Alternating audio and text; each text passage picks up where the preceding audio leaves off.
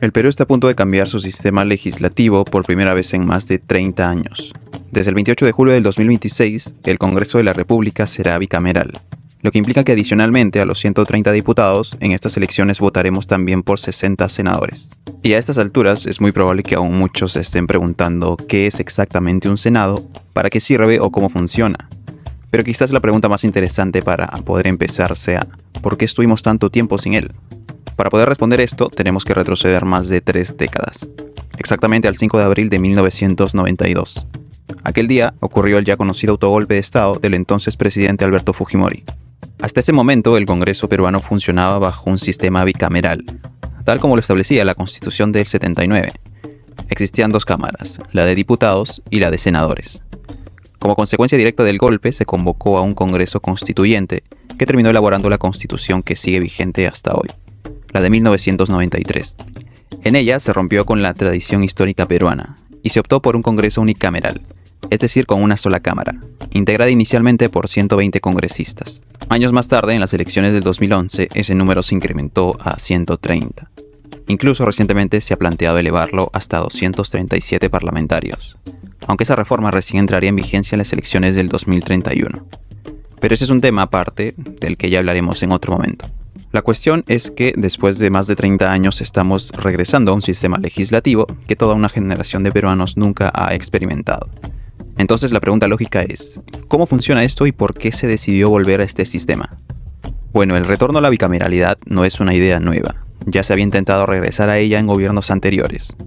Pero seguramente el intento más recordado y reciente ocurrió durante el mandato del expresidente Martín Vizcarra. En ese momento el Perú atravesaba una profunda crisis política, como tantas otras veces. Además acababa de estallar el escándalo de los llamados audios de la corrupción, vinculados al entonces Consejo Nacional de la Magistratura. En ese contexto, el gobierno planteó una serie de reformas, tanto políticas como judiciales, con la finalidad de recuperar legitimidad. Para ello se convocó a un referéndum con 4 preguntas concretas. La primera se refería a la reforma del sistema de nombramiento y control de jueces y fiscales, lo que luego daría lugar a la Junta Nacional de Justicia. La respuesta fue más que evidente, un sí. La segunda pregunta consultaba si se debía regular el financiamiento de los partidos políticos, para lo que nuevamente la respuesta mayoritaria fue la misma. La tercera preguntaba si se debía prohibir la reelección inmediata de los congresistas. Y como probablemente ya imaginas, la mayoría volvió a decir que sí. Finalmente, la cuarta pregunta, la que más nos interesa para los fines de este video, consultaba si el Perú debía retornar a un Congreso bicameral, es decir, si debía restablecerse el Senado. Y aquí la respuesta fue clara. Cerca del 90% de la población votó por el no. En resumen, el resultado del referéndum fue bastante fácil de recordar. Sí, sí, sí, no. Sin embargo, como quizá ya estás imaginando, con el paso de los años el Congreso encontró la forma de revertir algunas de estas decisiones, llevando a cabo una reforma constitucional que modificó cerca de 50 artículos, abriendo nuevamente la puerta tanto a la reelección parlamentaria como al retorno al Senado. ¿Es posible que el Congreso haga esto sin volver a consultar a la ciudadanía? La respuesta corta es que sí, sí puede, y la explicación está en el artículo 206 de la Constitución. Ahí se establece que una reforma constitucional puede aprobarse sin referéndum solo si cumple 2 condiciones. Primero, que sea aprobada en 2 legislaturas ordinarias sucesivas, y segundo, que en ambas votaciones obtenga más de 87 votos. Es decir, se requieren 2 votaciones separadas por varios meses justamente para obligar a una reflexión más prolongada antes de un cambio estructural de este tipo. En este caso, la primera votación se realizó el 16 de noviembre de 2023 y superó el umbral de los 87 votos. Esa fue la primera aprobación. La segunda y definitiva ocurrió el 6 de marzo del 2024. Nuevamente se superaron los 87 votos, de hecho se llegó a 91, y con ello la reforma quedó aprobada automáticamente. Y como ves, sin necesidad de consultar a la población nuevamente. Aquí hay algo que debemos aclarar.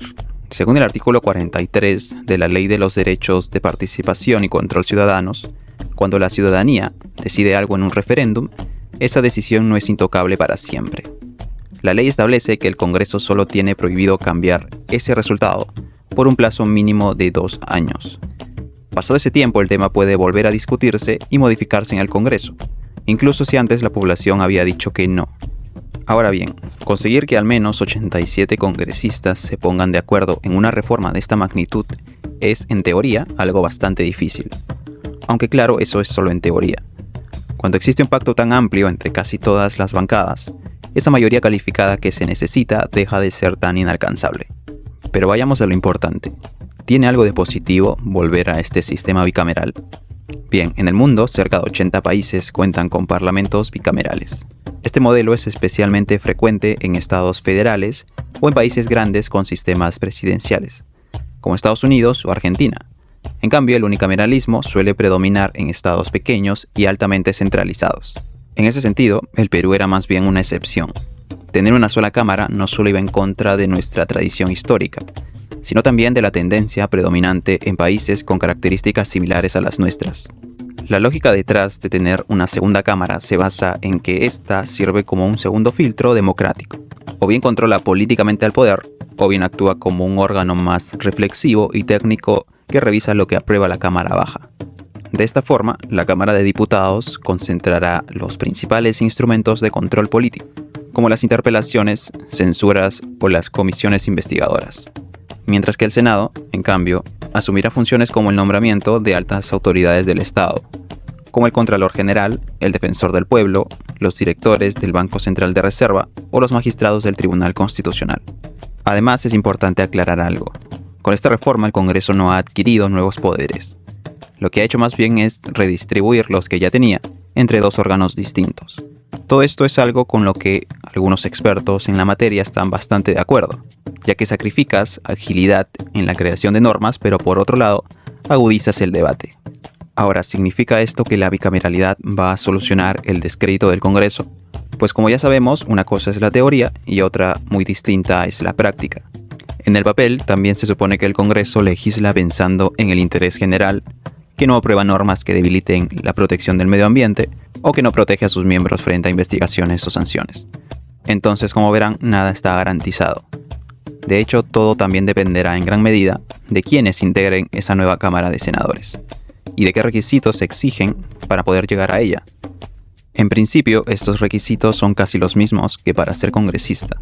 Debe ser peruano de nacimiento, gozar del derecho de sufragio y estar inscrito en el Registro Único de Identificación de las Personas Naturales, o sea, tener DNI, con la única excepción de que en vez de los 25 años como mínimo que se exigen para ser congresista, en esta nueva Cámara se requiere tener 45, lo que es incluso más elevado que para ser presidente, que como ya sabemos te pide tener 35 años.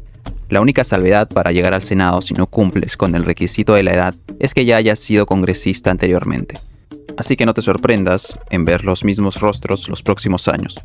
Pero bien, ¿cómo se va a elegir a estos senadores? Bueno, en total serán 60. 30 se elegirán por distrito electoral único nacional, básicamente los más votados en todo el país, y los otros 30 se eligen bajo el sistema del distrito electoral múltiple, realizado en 27 circunscripciones electorales, es decir, uno por cada departamento. Tenemos 23, sin contar la capital, luego 4 por Lima Metropolitana, 1 por Lima Provincias, un escaño para el Callao y uno que será elegido por los peruanos en el extranjero. De esta manera llegarán 60 nuevos individuos al nuevo Parlamento. Para cerrar, me gustaría recalcar algo importante. Aunque esta reforma ha sido bastante impopular, la existencia de una Cámara de Diputados y un Senado no es, en sí misma, algo negativo. Los últimos congresos, como ya hemos visto, se han caracterizado por una pobre o directamente inexistente deliberación parlamentaria. Se convirtieron en verdaderas fábricas de normas inconstitucionales, con una nula representación, y se subordinó el interés público a intereses privados.